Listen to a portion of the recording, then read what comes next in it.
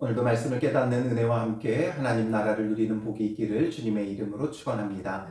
우리가 이제 사사기 말씀을 보게 되는데요. 바로 사사 시대로 이제 접어들게 됩니다. 사사 시대는 여호수아 이후의 시대고 왕이 세워지기 전까지의 시대를 일컫죠. 그래서 사사기 1장 1절은 여호수아가 죽은 후에 이렇게 시작을 해요.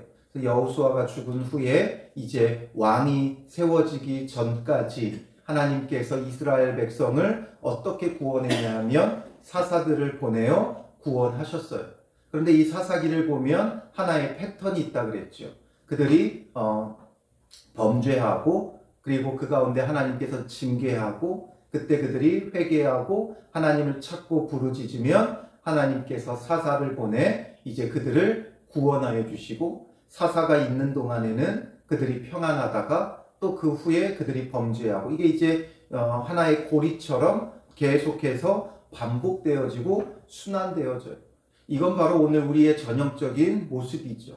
하나님 앞에 범죄하고 또 징계 가운데 놓이고 그 속에 우리가 회개하고 돌이키고 하나님의 구원의 은혜를 입고 또 어느 정도 시간이 지나면 그 하나님의 구원의 은혜를 잊어버리고 다시 범죄하고 이게 바로 인간의 모습이에요. 그 가운데 정말 놀라운 것은 하나님께서 우리에게 그럼에도 불구하고 은혜를 베푼다는 거예요.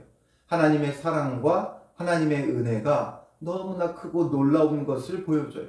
하나님의 은혜와 사랑이 크고 놀랍기에 우리는 어떻게 해도 된다가 아니라 그 놀라운 은혜 속에 정말 은혜를 알고 이 죄악의 사슬을 끊어버려야 돼요.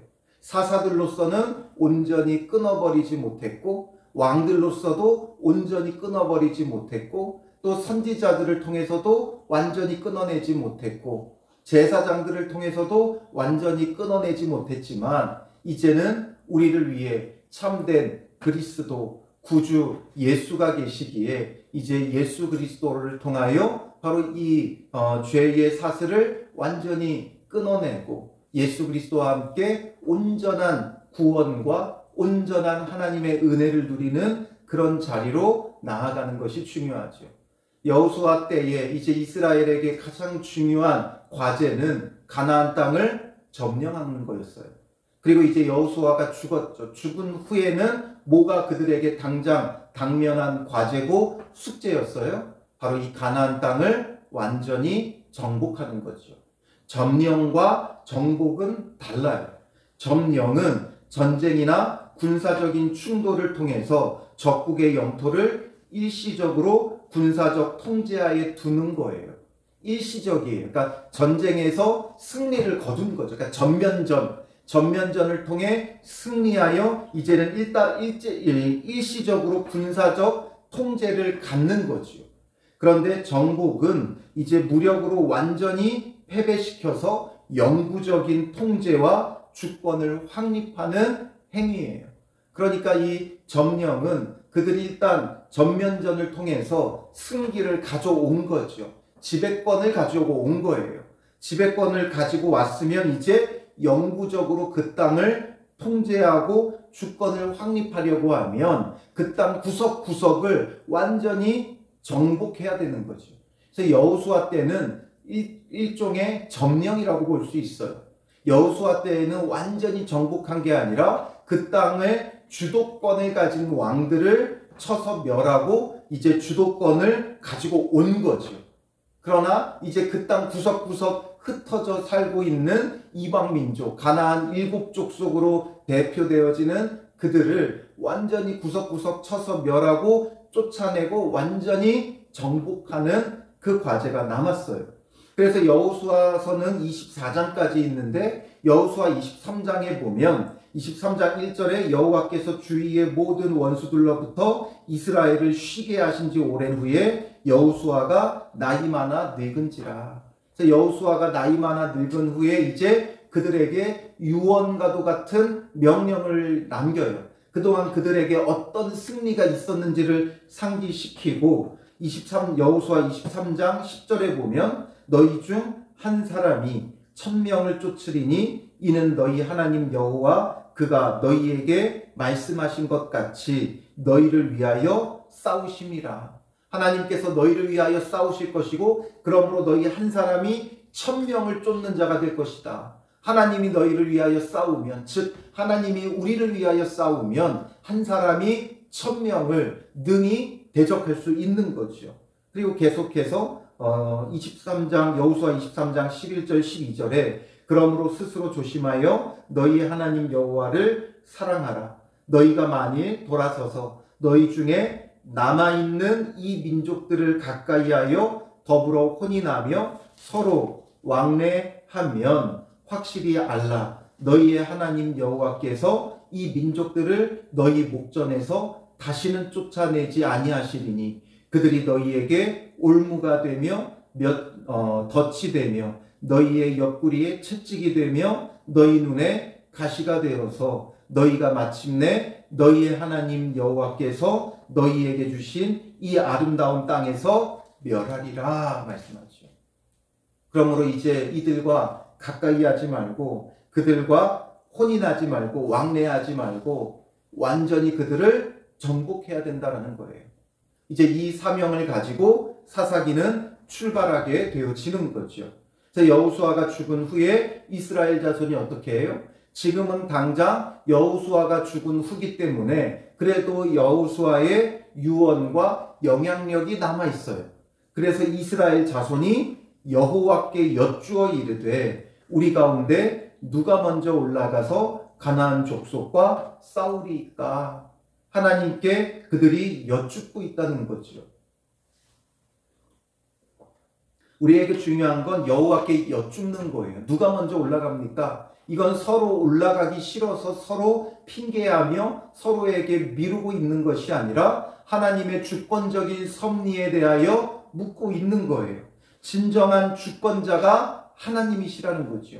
그러므로 하나님의 의지, 하나님의 뜻이 중요한 거예요.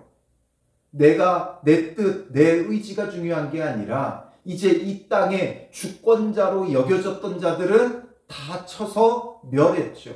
그리고 정말 이 사건들을 통해 그들이 이 점령하는 그 과정 중에 그 전쟁들을 통해서 하나님이 진정한 주권자라는 걸 아셨어요. 하나님께서 누구의 손에 넘겨주느냐에 따라 그 전쟁에 승패가 있는 거죠.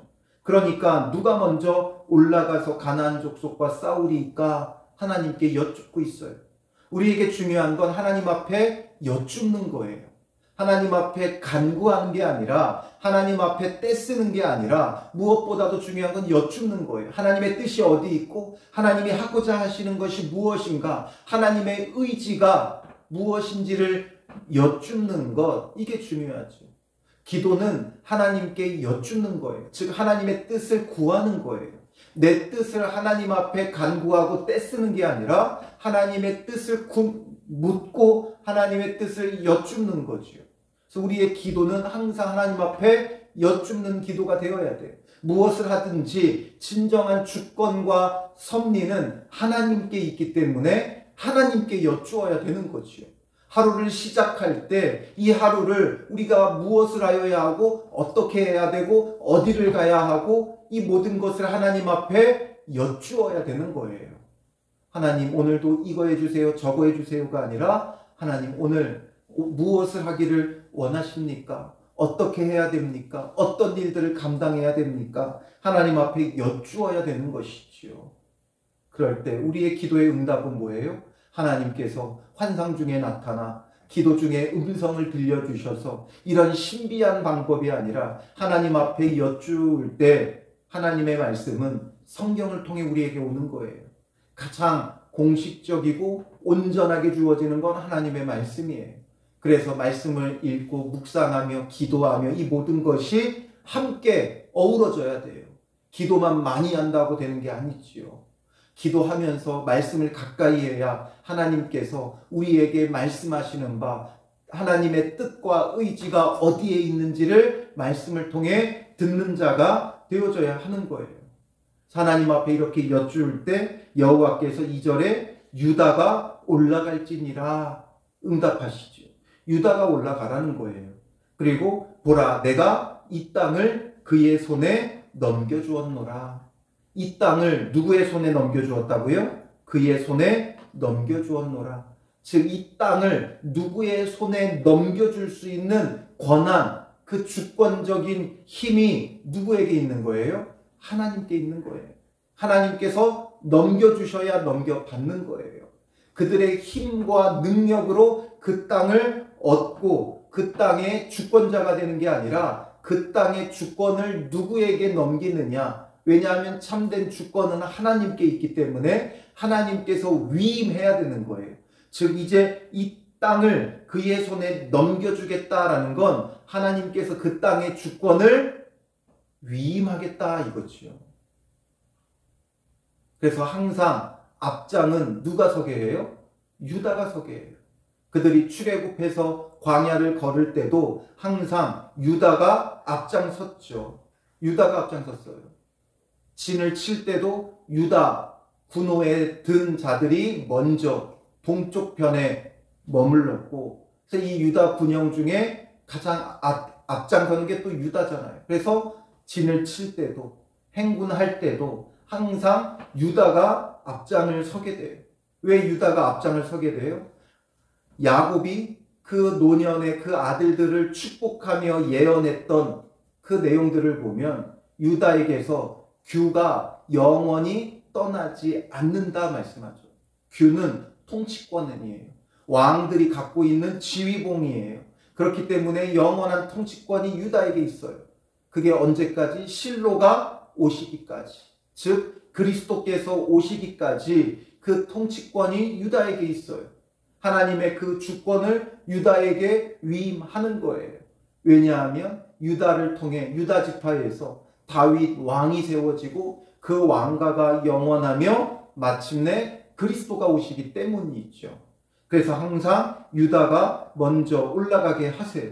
그리고 이 모든 주권을 그의 손에 위임하시겠다라는 거죠. 하나님께서 그의 손에 위임하였기 때문에 4절로 넘어가 보면 유다가 올라가매 여호와께서 가나안 족속과 브리스 족속을 그들의 손에 넘겨주시니, 하나님의 주권을 가지고 하나님께서 넘겨주셨어요. 그들을 이제 위임하신 거예요.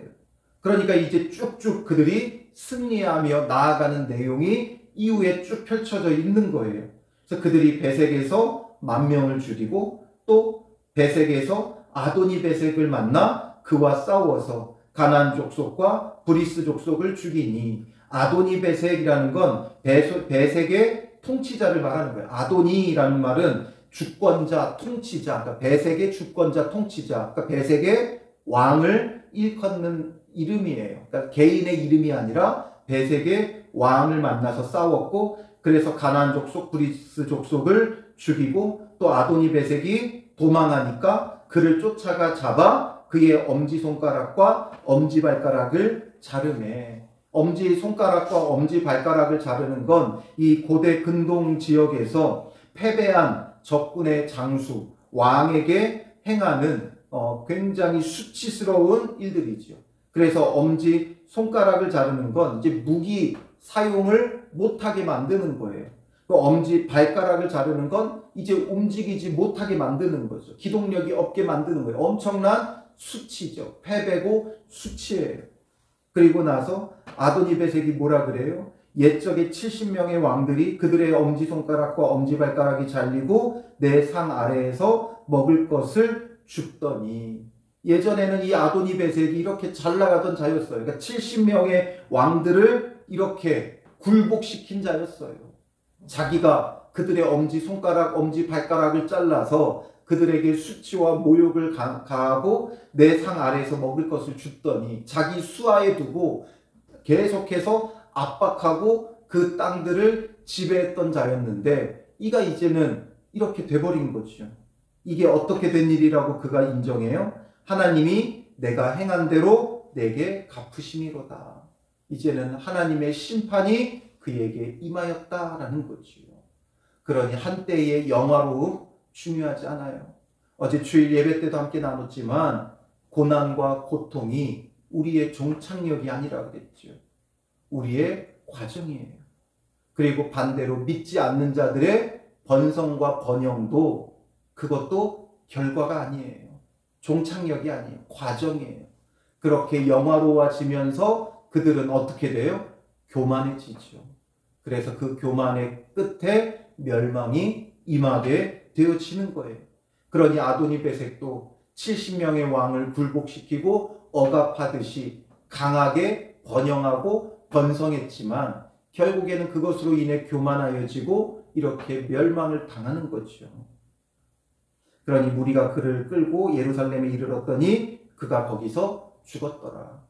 그리고 유다 자손이 8절에 예루살렘을 쳐서 점령하여 칼날로 치고 그 성을 불살랐으며, 또 9절에 그 후에 유다 자손이 내려가 산지와 남방과 평지에 거주하는 가나안 족속과 싸웠고, 또 10절에 유다가 또 가서 헤브론에 거주하는 가나안 족속을 쳐서 세세와 아히만과 달메를 죽였더라. 헤브론의 본 이름은 기럇 아르바였더라. 기럇 아르바까지 쳐서 점령해 나가는데 거침이 없고 막힘이 없지요. 한 명이 1000명을 대적하겠다 말씀하신 것처럼 유다 자손이 나아가서 쭉쭉 쳐서 멸해요. 하나님의 주권적인 섭리가 이런 거예요.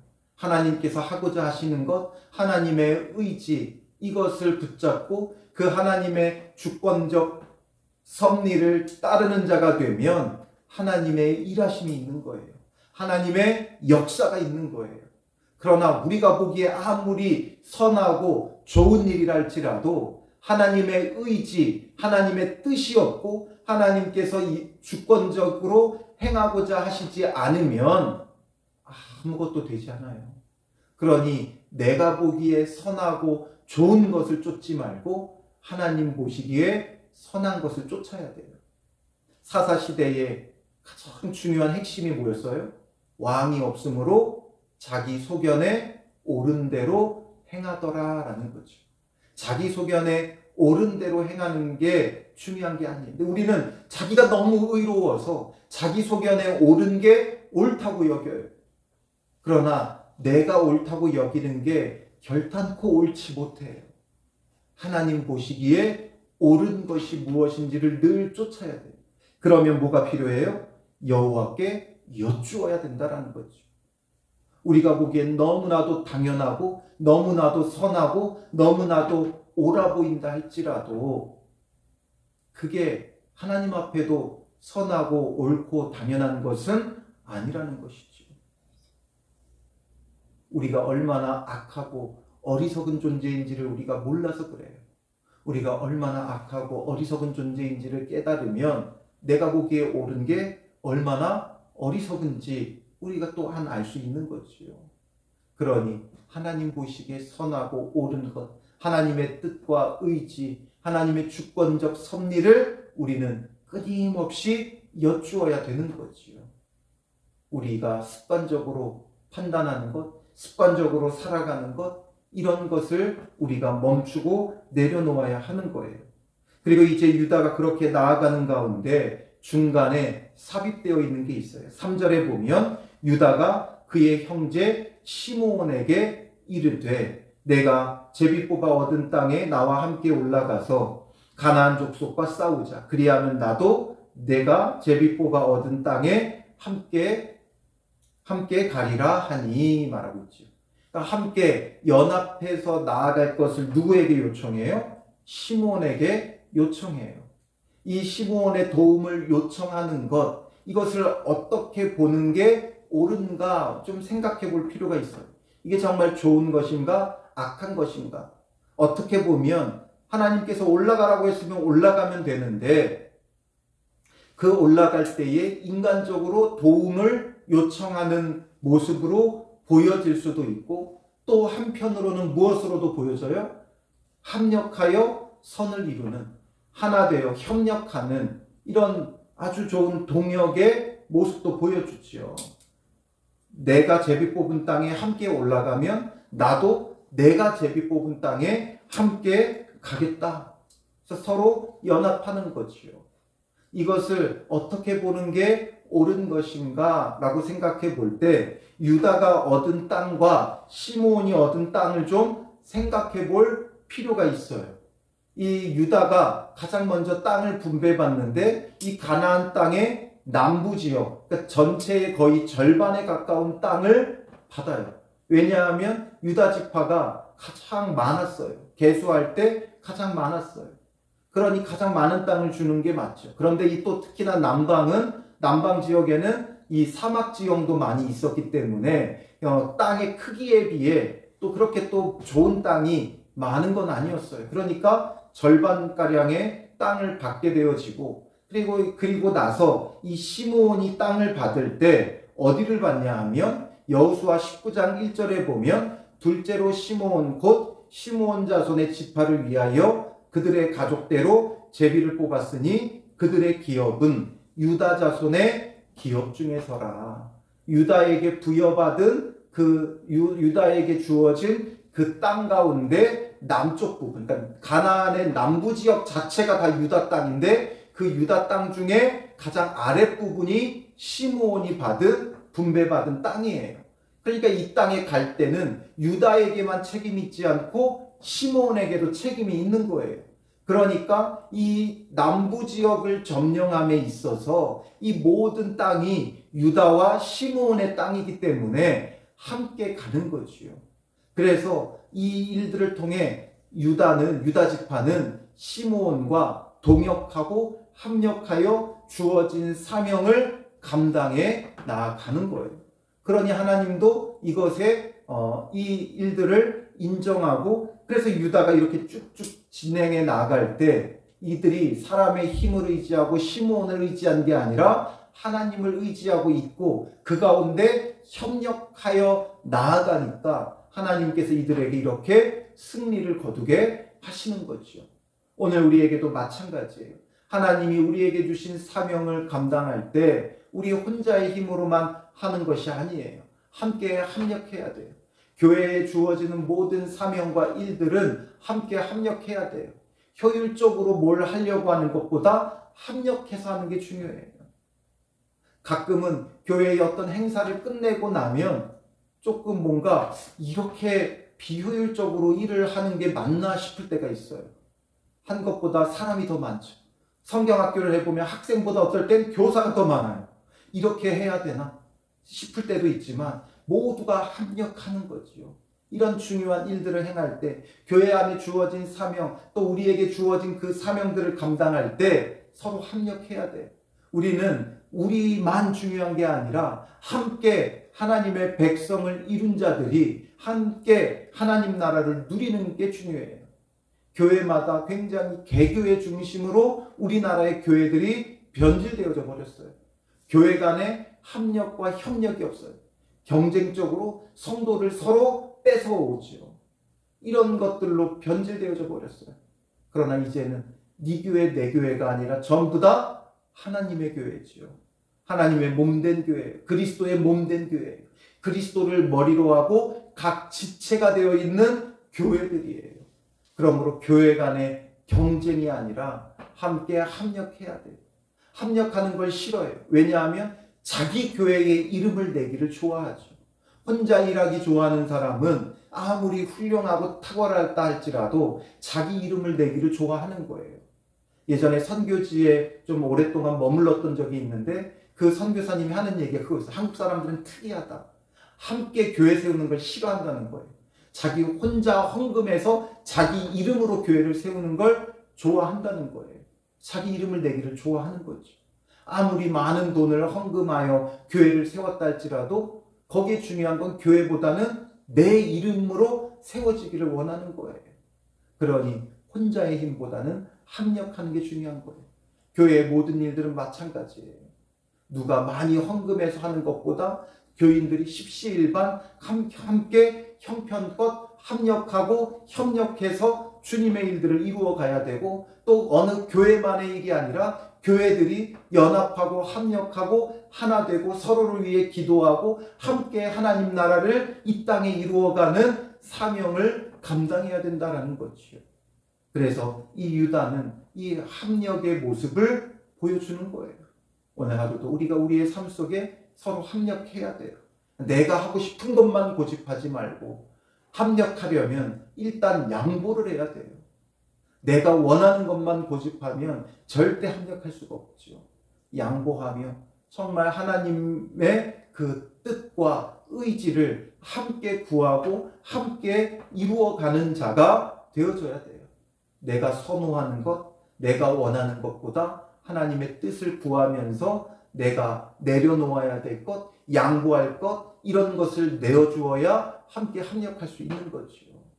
우리나라가 정치적으로 점점 양극단화되어져 가지요. 왜 그래요? 양보하지 않으니까 그래요.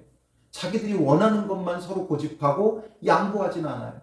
양보할 건 양보하고 내세울 건 내세워야 이게 합력이 되죠. 줄 건 주고 받을 건 받아야 합력이 되는 거예요. 그런데 받을 것만 서로 요구하니까 합력이 안 되는 거죠. 주님 안에서 합력하는 것도 마찬가지예요. 내 것만 고집하면 절대 합력할 수 없어요. 정말 하나님의 뜻을 위해서 하나님의 뜻에 거치는 것이 아니라면 양보하세요. 내어주세요. 사소한 것에 목숨 걸지 마세요. 정말 중요한 것에 목숨을 걸어야죠. 그 중요한 것을 위해서 합력하는 거지 그 사소한 것 하나하나까지 위해서 합력하는 게 아니에요. 정말 중요한 것, 하나님의 뜻, 하나님의 의지, 하나님의 주권적 그 섭리를 위해 합력하는 거예요. 이들이 자기가 원하는 곳에부터 가겠다, 여기부터 가겠다, 저기부터 가겠다, 자기들이 보기에 더 중요한 것을 내세우면 합력은 깨지는 거예요. 정말 중요한 것, 이 땅을 정복해야 된다는 것 하에 여러 가지 것들은 내려놓아야 정복할 수 있는 거지요. 오늘 하루도 주님 안에서 정말 표현이 그렇지만 대승적 차원에서 내가 내려놓아야 할 사소한 것을 내려놓고 합력하는 자가 되어져야 하는 거지요. 그래서 오늘 하루도 주님 안에서 주의 뜻을 구하고 주님의 뜻에 부합한 거라면 사소한 것은 다 내려놓고 합력하여 하나님의 선하신 뜻을 이루어가는 복된 하루 되시기를 주님의 이름으로 축원합니다. 기도하겠습니다. 살아계신 아버지 하나님, 우리는 우리가 보기에 우리 소견에 옳은 대로 행하며 우리가 보기에 옳은 것이 마치 옳은 것이냐 내가 기준이 되어 내 뜻대로 행하는 어리석음들이 너무나도 많이 있습니다. 주님, 우리의 이 어리석음을 내려놓게 하시고 이 하루를 시작하며 하나님께 여쭙고 하나님의 뜻과 의지를 구하며 하나님의 주권적 섭리를 바라보는 믿음의 사람들이 되게 하여 주시옵소서. 하나님의 그 선하신 뜻을 이루어가기 위해 오늘 하루도 합력하는 자, 협력하는 자 되어 우리의 사소한 것들은 내려놓게 하시고 하나님의 뜻을 붙잡고 온전히 하나 되어 합력하여 선을 이루는 믿음의 사람들 되게 하여 주시옵소서. 하나님, 우리에게 늘 돕는 동역자들을 더하여 주시고 함께 동역하며 하나님의 뜻을 이루어가는 믿음의 공동체가 되게 하여 주시옵소서. 하나님, 우리 교회를 통해 행하실 놀라운 일들이 있는 줄로 믿사오니 우리 교회만의 것들을 고집하기보다 하나님께서 한국 교회에 주신 그 사명들을 위하여 우리 교회도 내려놓아야 할 것은 내려놓고 하나님의 뜻 안에서 함께 합력하며 하나님의 나라를 이루어가는 주님의 지체가 되고 몸이 되어 그리스도의 몸을 이루는 교회가 될 수 있도록 인도하여 주시옵소서. 우리 교회뿐만 아니라 청라에 있는 모든 교회들이 합력하게 하여 주시고 하나님 나라와 그의 의를 위해서 이 한국의 교회가 하나 되는 은혜들을 우리에게 허락하여 주시옵소서. 오늘 하루의 삶 속에 주어진 모든 사명들을 감당할 수 있도록 합력하는 자가 되게 하여 주실 줄 믿사오며 예수님의 이름으로 기도합니다. 아멘.